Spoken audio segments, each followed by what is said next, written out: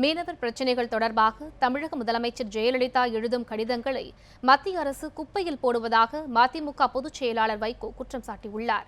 சென்னையில் மதிமுக தலைமையகமான தாயகத்தில் அக்கட்சியின் மாவட்ட செயலாளர்கள் கூட்டம் நடைபெற்றது. இதில் தேர்தல் தோல்விக்கான காரணங்கள் குறித்து விவாதிக்கப்பட்டது.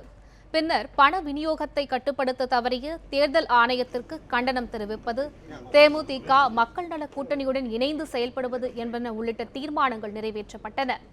முன்னதாக செய்தியாளர்களிடம் பேசிய வைகோ, மீனவர்கள் இலங்கை கடற்படையால் சிறைப்பிடிக்கப்படுவது தொடர்பாக முதலமைச்சர் எழுதும் கடிதங்களை மத்திய அரசு குப்பையில் போடுவதாக குற்றம் சாட்டினார்.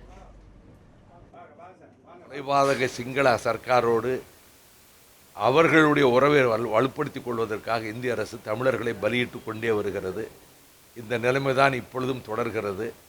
முதலமைச்சர் கோரிக்கை வைக்கிறாங்க, கடிதம் எழுதுகிறாங்க, அந்த கடிதத்தை தூக்கி குப்பையில் போட்டுடுறாங்க. அந்த தமிழக மீனவர்கள் இந்திய பிரஜைகள், ஒரு பிரஜையினுடைய உயிருக்கு ஆபத்து வந்தாலும் இந்திய அரசு அதை பாதுகாக்கணும். ஆனால் தமிழர்களுக்கு சாபக்கேடு என்னன்னா, மத்திய அரசு அதை பற்றி கண்டுகொள்வதே இல்லை.